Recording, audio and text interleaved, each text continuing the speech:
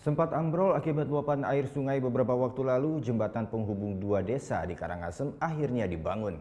Akan tetapi pembangunan jembatan ini masih bersifat darurat karena hanya dapat dilalui oleh pejalan kaki dan pengguna kendaraan roda 2. Petugas Pekerjaan Umum dan Penataan Ruang Karangasem bersama BPBD serta warga membangun jembatan darurat yang menghubungkan Kelurahan Subagan dan Desa Pertima. Dibangunnya jembatan darurat ini lantaran sebelumnya sempat ambrol akibat terjangan luapan air sungai beberapa waktu lalu. Dampaknya akses jalan kedua desa terputus sehingga aktivitas warga terganggu. Dalam proses pengerjaan, kerangka jembatan darurat sepanjang 15 meter ini terbuat dari 5 batang pohon kelapa. Sementara untuk lantai dasar dibuat menggunakan batang bambu. Nantinya jembatan darurat yang ditargetkan rampung dalam 5 hari ke depan ini hanya dapat dilalui oleh pejalan kaki serta pengguna kendaraan roda 2. Dengan adanya jembatan darurat ini diharapkan mobilisasi kedua desa yang sempat terhambat kembali normal.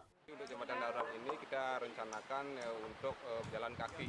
Kita tidak anjurkan untuk kendaraan supaya ini benar-benar bisa dimanfaatkan oleh masyarakat untuk melaksanakan aktivitasnya.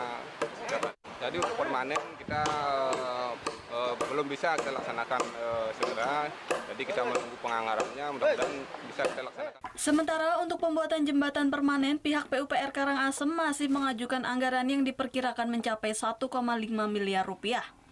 Rencananya pengerjaan jembatan ini ditargetkan rampung akhir tahun 2019. Kadek Martana melaporkan untuk NET.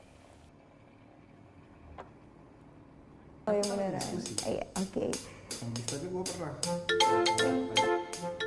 Nah, udah kan untuk beritanya? Jangan lupa di subscribe, di like, dan juga di komen ya akun YouTube dari Net Bali.